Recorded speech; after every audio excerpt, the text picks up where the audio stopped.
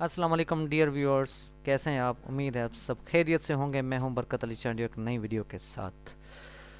Viewers, आज हम discuss करने जा रहे हैं सर्कुलेशन के बारे में। और आपको पता है कि हमारी बॉडी में सर्कुलेशन बहुत ही एक मोस्ट नेसेसरी टॉपिक है। हमारी बॉडी में विदाउट सर्कुलेशन के कोई जानदार ज़िंदा नहीं रह सकता, क्योंकि हमारी बॉडी में जो सर्कुलेशन है उसमें ब्लड, हमारी बॉडी में oxygen, mineral, enzyme, food, nutrients, सारी चीज़ें हमारी बॉडी में सेल टू सेल सर्कुलेट होती हैं। और हमारे सिंपली हम ऐसे कहते हैं कि हमारे जीने के लिए जो सामान चाहिए वो सर्कुलेशन से जाता है। तो आइए आज एक नया टॉपिक, मज़ेदार टॉपिक जो है वो डिस्कस करने जा रहे हैं। Viewers, dear candidates, in this slide we are going to learn about the transport in the human being. The blood is responsible to transport the food, oxygen and waste product or material in the human body. आपको पता है कि हमारी body में जो blood है वो responsible है जो वो ट्रांसपोर्ट है फूड की और ऑक्सीजन और waste product like carbon dioxide and nitrogen waste. It would be carried by the blood towards the human body. तो ह्यूमन बॉडी में ये सर्कुलेट होता है। Blood usually consist of a fluid medium known as a plasma where the cell remain suspended.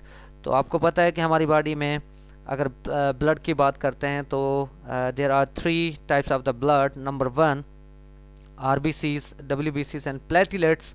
जो RBCs होते हैं, आपको पता है रेड ब्लड कार्पस्कल्स एक्चुअली उनको कहा जाता है, लेकिन हम रेड ब्लड सेल्स भी पढ़ते हैं उनको। तो उनके साथ जो है 55% प्लाज्मा मौजूद होता है। अगर हम परसेंटेज लेते हैं तो 45% आरबीसीज होते हैं हमारे सेल्स में, ब्लड सेल्स में, और 55% जो होती है वो प्लाज्मा होती है। वो प्लाज्मा 90% वाटर पर मुश्तमिल होती है। और जो प्लाज्मा है उसमें जो वाटर होता है वो मीडियम के तौर पे इस्तेमाल होता है। और आपको पता है we are much familiar about the water because it have been using as a media. Okay, तो वो रोल जो है वो मीडिया का रोल जो है वो निभाता है। वो चीज़ों को एक जगह से दूसरी जगह पे वो क्या करेगा, वो ट्रांसपोर्ट करता है। तो plasma it's yellow pale like structured water which is always present in the blood. और यहाँ पे लिखा हुआ है सेल्स रिमेन सस्पेंडेड। तो there are 2 types of the materials, solution and the suspension. तो suspended means they are not dissolve into the water. तो यहाँ पे जो ब्लड सेल्स होंगे वो डिजॉल्व नहीं होते, कंप्लीटली डिजॉल्व नहीं होते इस प्लाज्मा में। तो that's why we are called them the suspended. तो plasma is responsible to transport the food because the 95% जो है प्लाज्मा वो वाटर पर मुश्तमिल होता है। और वाटर क्या करेगा, वो एक जगह से दूसरी जगह पे मटेरियल को मूव देता है। इसलिए इसको हम कहते हैं कि plasma is responsible to transport food, carbon dioxide and nitrogen waste in the dissolve form. आपको पता है कि कार्बन डाइऑक्साइड और नाइट्रोजन जो है वो क्या होते हैं, वो दोनों जो है वो गैसेस मालिक्यूल्स होते हैं। They can easily dissolve into the plasma, but the food जो है वो उसमें भी जो अगर ग्लूकोज है तो वो डिजोल्व फॉर्म में होगा। अगर हम किसी और चीज़ की बात करेंगे जैसे लाइक लिपिड, तो लिपिड जो है it is unable to dissolve into the water, तो वो सस्पेंडेड हो जाएगा, सस्पेंशन कंडीशन उसकी होगी। However oxygen is carried by the red blood cells. आपको पता है जो ऑक्सीजन होता है, there are 2 types of the oxygen. Number 1 oxygenated blood and deoxygenated blood. When pulmonary circulation circulate the blood towards the heart, left into the left chamber and left chamber contract simultaneously, तो यहाँ पे जो oxygenated blood होगा it will be rashes towards the body tissues. और वहाँ पे उनका partial pressure जो होगा वो ज़्यादा होगा। किनका, यहाँ पे ऑक्सीजन का पार्शियल प्रेशर ज़्यादा होगा, तो उसको हमको जहाँ पे ऑक्सीजन का पार्शियल प्रेशर ज़्यादा होगा उसको हम कहेंगे it is said to be the oxygenated blood. When oxygen streams towards the aerobic respiration it has been using for the chemical reaction. तो हमें पता है, हमने पिछली स्लाइड में पिछली हमने वीडियोस में हमने पढ़ा था कि एरोबिक रेस्पिरेशन में क्या होता है। एरोबिक रेस्पिरेशन में ऑक्सीजन और ग्लूकोज का आपस में रिएक्शन होता है और एनर्जी जो है वो लिबरेट होती है, सीक्रेट होती है। तो यहाँ पे ऑक्सीजन जो है वो वहाँ पे चला जाता है।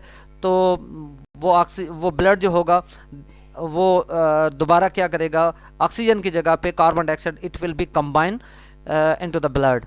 ठीक है, क्योंकि ब्लड जो है वो उसको हम कहेंगे it comprises with the hemoglobin. तो hemoglobin it's a respiratory pigment. तो respiratory pigment means it having the ability or capability to bind the oxygen and carbon dioxide. तो कभी वो टेम्पररी ऑक्सीजनेटेड बनेगा और टेम्पररी डीऑक्सीजनेटेड बनता है। वो ना तो कंप्लीटली या परमानेंटली वो ऑक्सीजनेटेड होगा, ना ही परमानेंटली वो डीऑक्सीजनेटेड होगा। It is totally depending on the partial pressure. So next point is many other substances such as salt are also transported by the blood. आपको पता है कि सिर्फ ब्लड के साथ ये चीज़ें नहीं होती, साल्ट भी होता है, मिनरल साल्ट और इलेक्ट्रोलाइट्स और इनके अलावा enzymes, much more things, much more material has to transport from cell to cell. तो it is most necessary. Heart is the one of the most significant muscular organ of the human body. आपको पता है कि heart जो है वो पंपर organ होता है और मसल्स का बना होता है। और हार्ट के जो मसल्स होते हैं उनको हम कार्डियक मसल्स बोलते हैं। जब भी आपका जाना होता है हॉस्पिटल में तो आप कार्डियो वार्ड जाते हो, तो वहाँ पे कार्डियो रेफर करता है हार्ट को। As both the oxygen and carbon dioxide get transported by the blood, so to avoid the oxygen rich blood from mixing with the blood containing carbon dioxide, the heart has different chambers.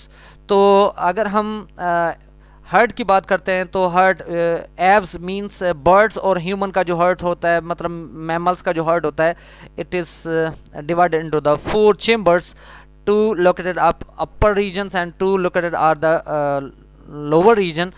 तो ऊपर वाले जो regions होते हैं उनको हम atriums बोलते हैं या आर्ट्रिया बोलते हैं, और नीचे वाले जो होते हैं वो वेंट्रिकल्स होते हैं। They are connected with the bicuspid and tricuspid walls, उनके साथ वो कनेक्टेड होते हैं और they are totally separated. Okay, तो this is anatomy of the heart. तो एनाटॉमी ऑफ हार्ट, अगर हार्ट की हम बात करते हैं तो heart is divided into 4 chambers, 4 चैम्बर इनके होते हैं। 2 ऊपर की तरफ पाए जाते हैं जिनको एट्रिया बोलते हैं, 2 नीचे की तरफ पाए जाते हैं जिनको हम वेंट्रिकल्स बोलते हैं। और जो आर्ट्रिया होते हैं और वेंट्रिकल दोनों के दरमियान में जो जंक्शन पॉइंट होती है वो वॉल्स होते हैं, यानी ढकने होते हैं जो दोनों को आपस में कनेक्ट करते हैं।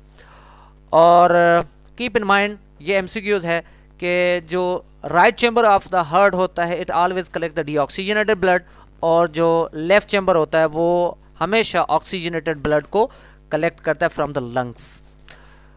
तो यहाँ पे लेफ्ट चैम्बर और राइट चैम्बर दोनों अलग अलग हैं through the septa. This is the septum.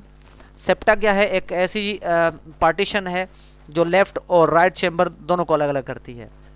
तो चलते हैं अगली स्लाइड की तरफ। तो circulation, the right atrium receives deoxygenated blood from the body and pumps it to the right ventricle through the tricuspid valve.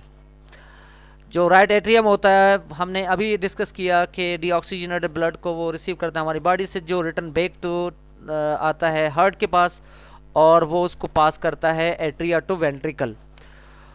और the right ventricle pumps the deoxygenated blood to the lungs through the pulmonary valves. तो यहाँ पे क्या होता है, जो right ventricle होता है वो डीऑक्सीजनेटेड ब्लड को लंग्स की तरफ भेज देता है ड्यूरिंग द कंट्रैक्शंस। यहाँ पे फिर दूसरा है लेफ्ट एट्रियम।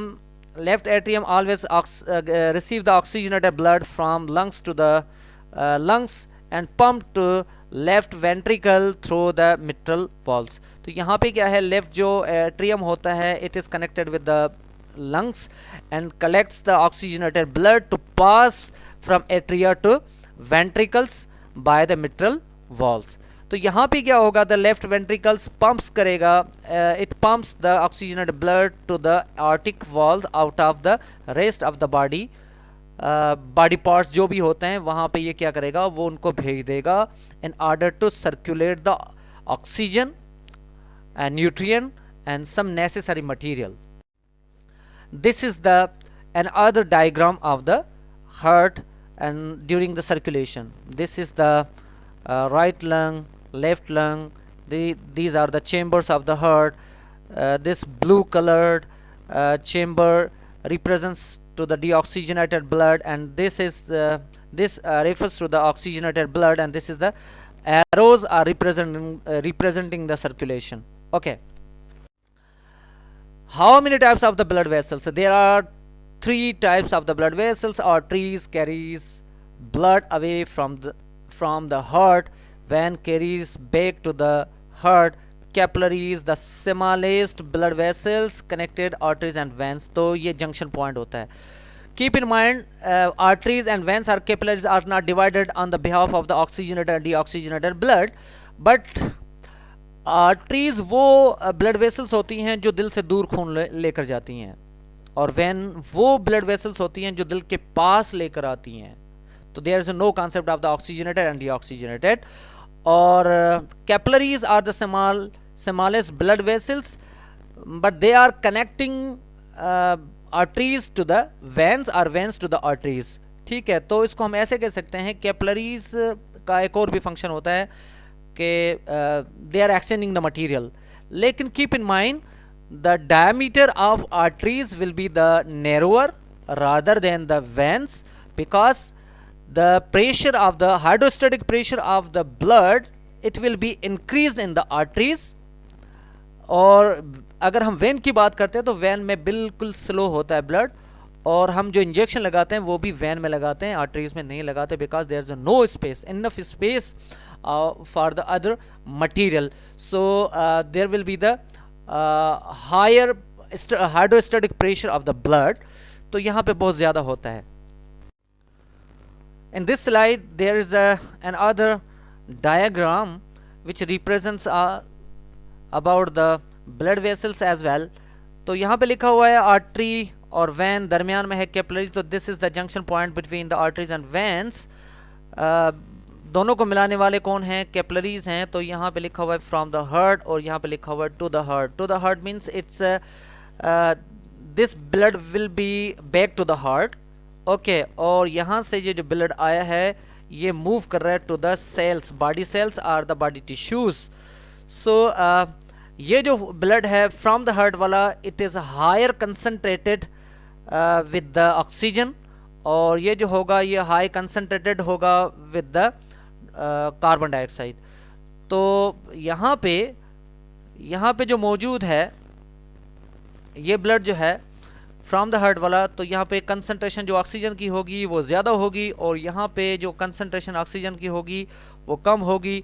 यहाँ पे कार्बन डाइऑक्साइड की कंसंट्रेशन कम होगी, तो यहाँ पे कार्बन डाइऑक्साइड की कंसंट्रेशन ज़्यादा होगी. तो ये जो गैप्स आपको नज़र आ रहे हैं ये सारे, यहाँ बहुत सारे सेल्स होते हैं, और यहाँ से ऑक्सीजन जो है वो सीधी सेलों में चली जाती है, और सेलों से कार्बन डाइऑक्साइड जो है वो ब्लड में चली जाती है. तो वो ब्लड डीऑक्सीजनेटेड कहलाता है, और deoxygenated blood carried by the veins. Okay, और यहाँ से जो ब्लड आया था oxygenated blood, it was carried by the arteries except pulmonary artery. All arteries carries the oxygenated blood, or except the pulmonary vein all veins carries the deoxygenated blood. उम्मीद है आपको ये वीडियो पसंद आई होगी. देखते रहिए कॉन्सेप्ट बायोलॉजी विद बरकत Chandio and Shabana Nawaz YouTube official channel, और फिर मिलते हैं किसी और वीडियो के साथ. तब तक के लिए इजाज़त. अल्लाह हाफिज़.